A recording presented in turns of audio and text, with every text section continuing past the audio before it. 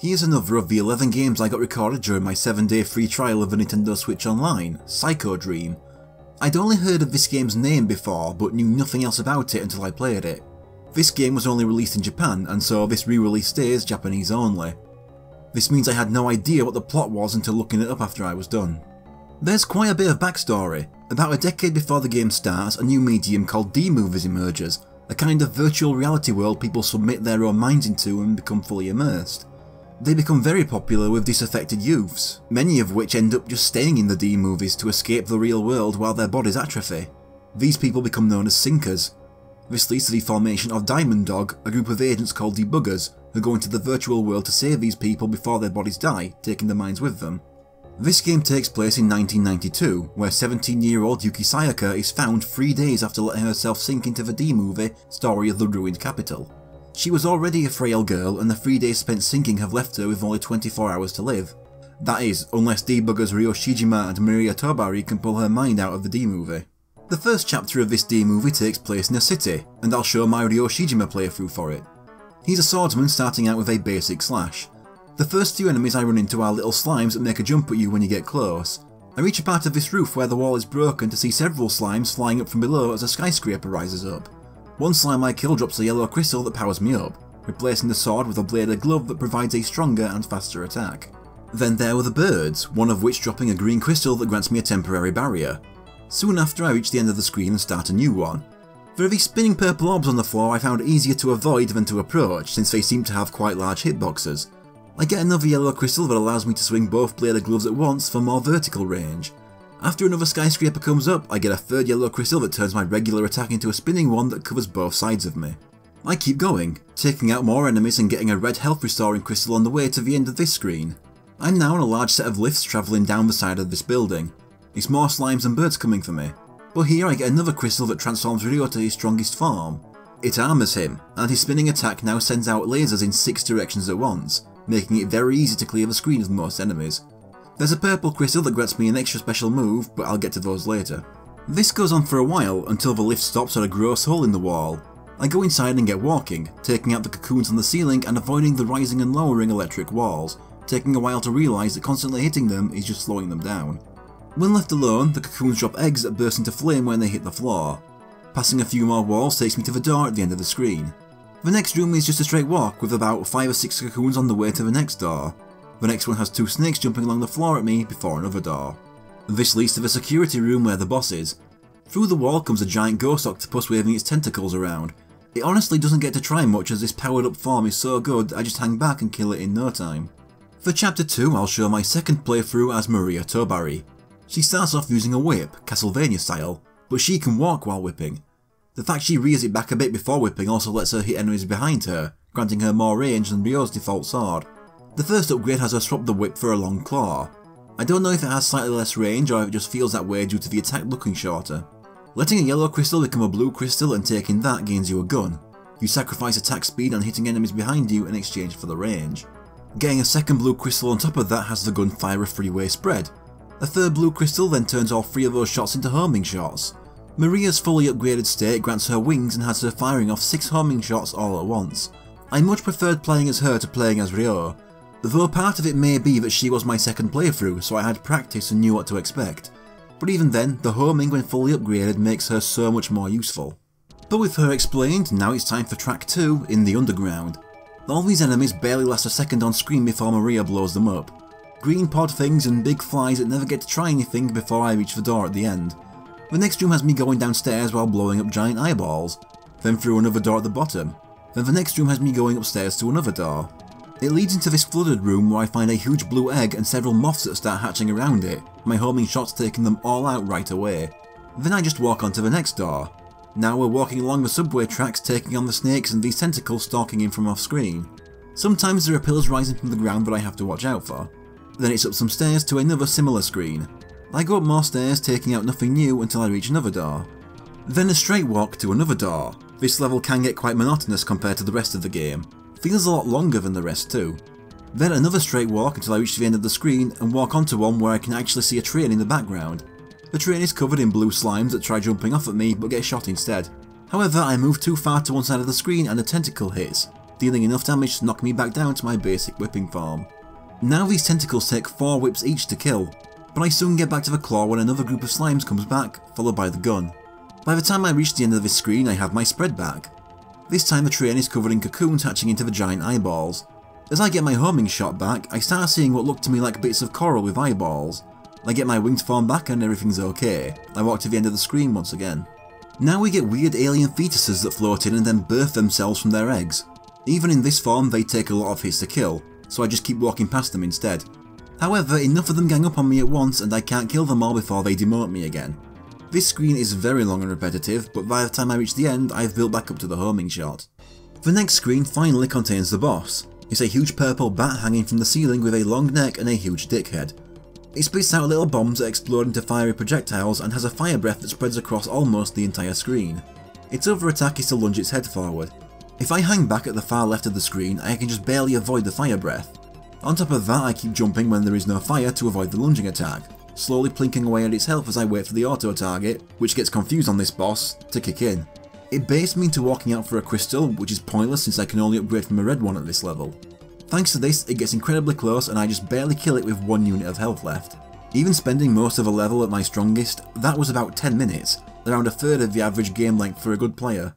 Track 3 is the skyscraper. I'm in a lift moving up surrounded by alien demon goo. There are these purple mounds along the floor and ceiling spitting out slimes and I have to take them all out. Thing is, these things take forever to die. The slimes at least drop crystals so I can regain the power-ups I lost in the last level. There really isn't much to say here, it takes a few minutes of mashing attack to take them all out.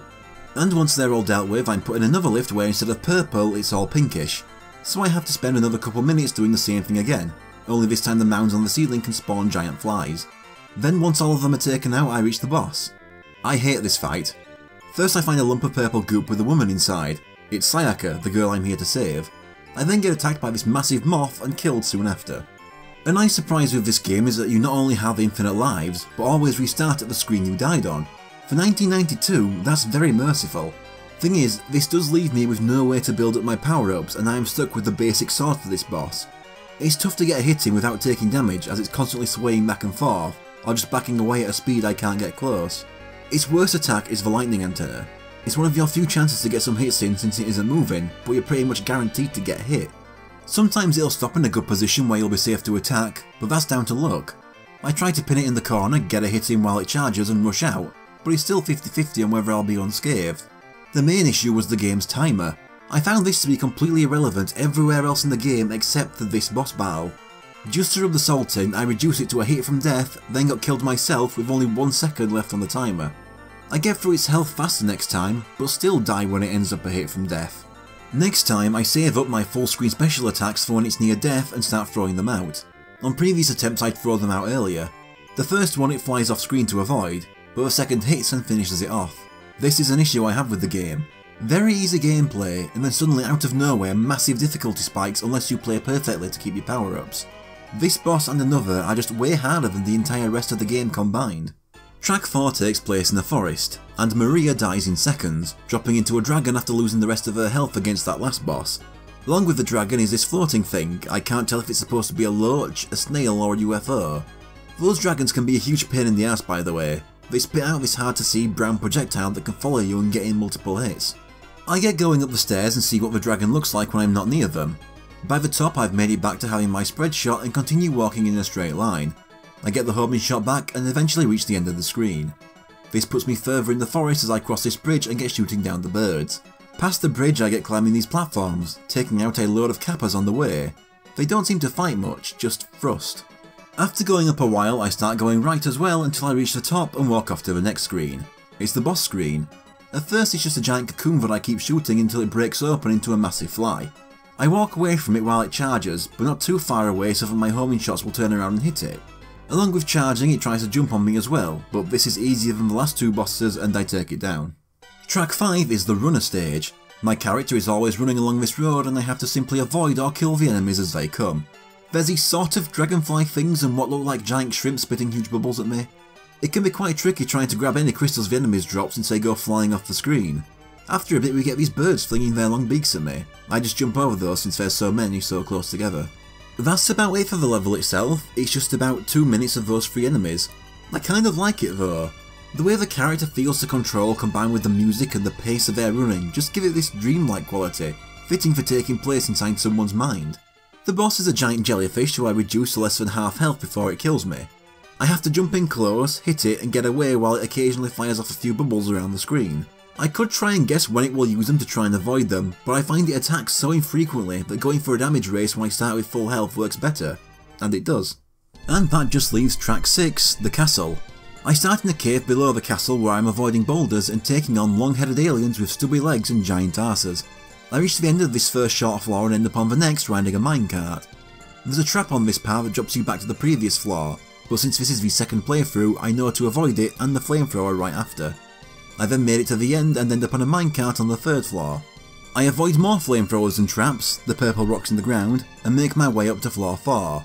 It's more of the same and I'm on to floor 5. This time I fall through the first trap trying to avoid the flamethrower and land back on floor 4. I get back and get across, making it to the end. Here I now have to start climbing these rocks so that I can climb this slope to the left.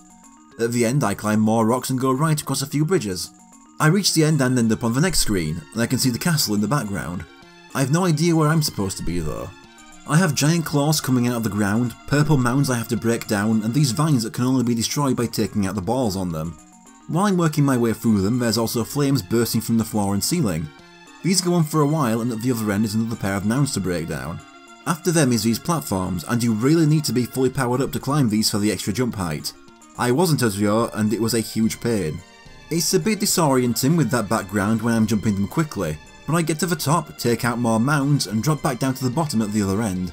Then it's up more platforms, to the right some more, and I reach these platforms that slowly break down from the side. At the bottom, I go left, break through some more vines while avoiding more fire, and climb up one last load of platforms to reach the door to the final boss. One thing I was not expecting was for the final boss theme to be a 16-bit version of Ave Maria, but it actually kind of worked and it's my favourite music track in the game. The final boss is a massive robot and you really want to get here fully powered up. I didn't as Ryo and the experience was miserable. First I fight its right arm, which waves around and shoots 4 fireballs at once. Hanging at the edge of the screen and jumping when necessary is enough, and if you need power-ups, hitting the projectiles can make them drop crystals.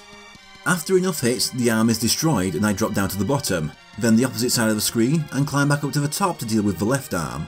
It's pretty much the same and gets destroyed too. Then the robot's head comes loose and starts flying around. You want to be down in the bottom of the screen for this, it's constantly dashing around the screen and this is why you need the power-ups. It likes to hang out below the floor and you're still on a timer, so being able to hit it no matter where it is important. As it loses health it becomes more aggressive and its dashes longer.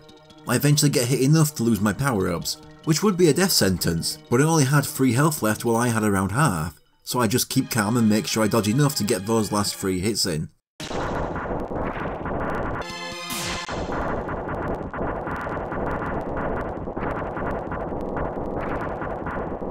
Sayaka is freed. At first she seems afraid to return to reality, but she quickly changes her mind and runs in to embrace your character.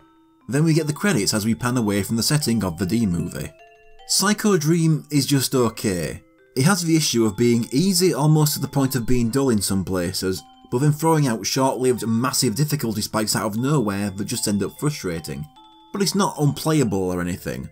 What really saves it from me not liking it is everything else about the game. The setting is so interesting with the idea of these depressed people with no hope escaping in these virtual reality worlds that hold them hostage. I feel like if this game had been received well enough to get a sequel to improve things and continue the idea of this game's story, we could have gotten a very cool series with tons of cool imagery and great stories dealing with a different individual person suffering each game. But I suppose that's the way it goes, not every great idea goes somewhere or pans out right. We at least got this interesting game out of it despite its gameplay flaws.